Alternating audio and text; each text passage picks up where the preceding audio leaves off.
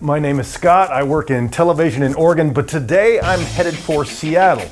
Besides having grown up there, I also was a significant, albeit lesser known contributor to the Seattle music scene back in the day.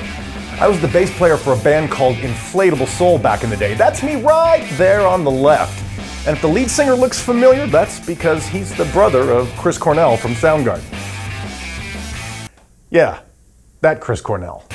That is my lovely lady Ailsa. And Ailsa had to drive to Seattle for work. So I'm meeting up with her, and we're going to take you to many of the iconic grunge-era locations that you may want to consider if you're making a trip to where it all began. When I picked up Scott at the airport on Friday, then our first stop was, of course, Jimi Hendrix. The Hendrix Memorial is a great first stop on your Seattle music pilgrimage because it's just 10 minutes from the airport and will immediately connect you with the power that Seattle musicians have had on the world.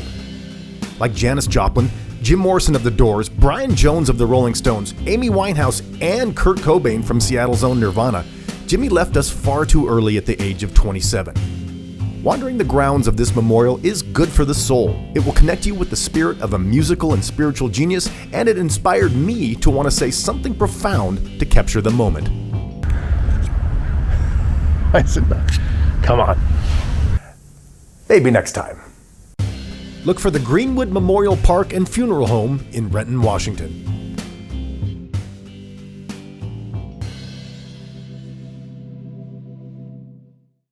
So next we went to El Corazon and we met Dave Dederer there. And Scott and Dave have a shared history in the music scene of Seattle. Dave and I go way back. What can I say? He's good people. Check, 1, 2, yep. Blah, blah, blah, blah, blah, blah, blah. Me, enough about me, more about me. More Dave. More about me. More about me. Well, first off, it's great to see you. It's good to see you. We had, I think, when I tell people about the experience, that, I kind of related to being in San Francisco in the late 60s. What was it like for you? Like, what was the scene like back in the day? The scene for me, I'm from Seattle and, multi-generational native. So it always just felt like kind of like your basement. What felt weird was when it got big, and it feels weird looking back. When you go, sometimes I'll run into one of those people and you'd be like, can you believe that we all grew up within 2 square miles of each other, and that accounts for 100 million records sold? How is that possible? At the time, what do you know? You're 20, 25, you don't know anything. You're just going to the show, drinking some beer, just getting on stage, making some noise. The venues have come and gone. This one's still here. This one was known for the scrambled eggs after the show at midnight. It was always a great thing. After the show, there'd be huge baking trays of eggs and hash browns and stuff if you stuck around long enough. So that was a great thing. And I don't know, I'm not sure how much the camera's picking up. It's a pretty small room. And as we were talking about when I came in, I just from some amazing shows here, like seeing Alice in Chains here. With Mookie Blaylock / Pearl Jam, but Alice in Chains they melted my face. So if I were going to go to places, I would come here to just whatever punk rock show is on. Here, pretty much now, as the Offramp, it was sort of all-encompassing, and El Corazon's bread and butter now is definitely full-on rock music. So I would come here. I would go to Numos because it's still basically the same. They've reconfigured the room, but it's still the same vibe. All of these places are different than they were, but there's a little bit of the flavor there. I got to go to Easy Street Records, which is really the last of the great independent record stores. You go in there and just ask for Matt Vaughn, the owner, by name. Tell him I sent you. Dave Dederer said, talk to Matt Vaughn.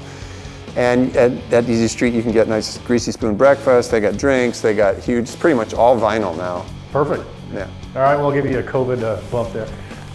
It's great to see you. Good to see you. A memory that I will always cherish is when, and we noticed that there was a stage diving sign off to the side, and that seemed to ignite an idea. And before we knew it, then Dave was up on the stage, diving off of it. I know there's a camera ham inside this man's body, and maybe a cured ham as well. But you throw Dave in the mix, and suddenly we're bound to do something that could only be described as dorky. Do they use the term dorky anymore? Just Google on your smart thingies. Since Dave recommended Easy Street Records, we decided to pack up the next morning and head for West Seattle. If you go to West Seattle, I'd say that that's a must-see, especially with vinyl really making a comeback. I was so impressed at how many people were there.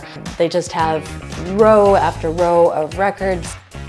Easy Street is straight up legit when it comes to vinyl. From grunge to old school country, it has that smooth analog sound that people really love. You know, even with people wearing masks, there was an energy to being there.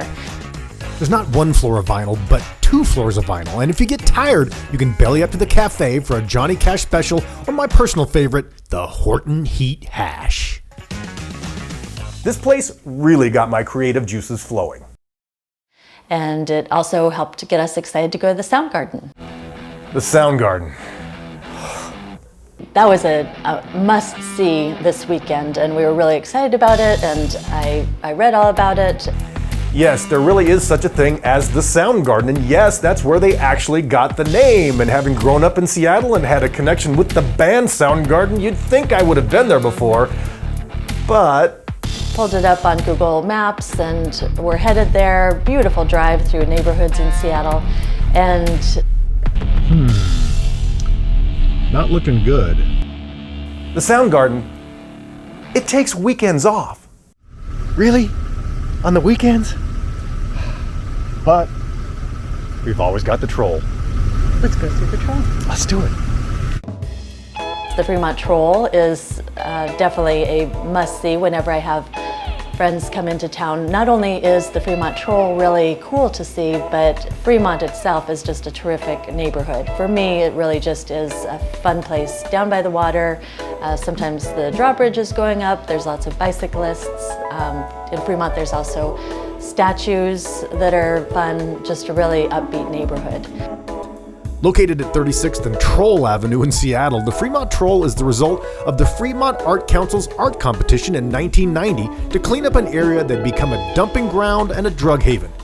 The Troll is clutching an old Volkswagen Beetle with a California plate that used to be home to an Elvis memorabilia collection, until some vandals got to it.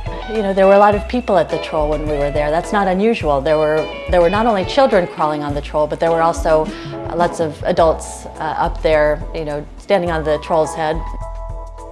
Now the vibe at the Troll feels a bit psychedelic, so it gave me an excuse to bust out my 360 camera and have some fun creating some footage that is 1 part Lord of the Rings and 1 part Sgt. Pepper's. And at just 20 minutes from downtown Seattle, it's definitely worth the trip.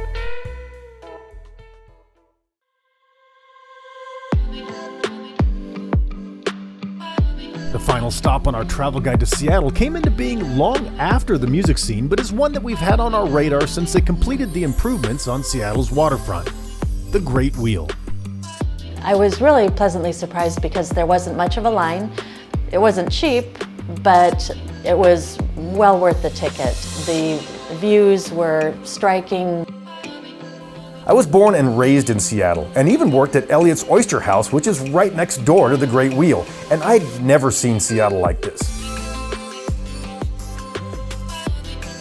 Now granted, getting a clear sky sunset like what we got is fairly rare. If you can hold out for the sunset trip, it's a humbling and, dare I say, even romantic adventure to check off your bucket list. The view at sunset was really a treat. That's one of my favorite memories from this trip.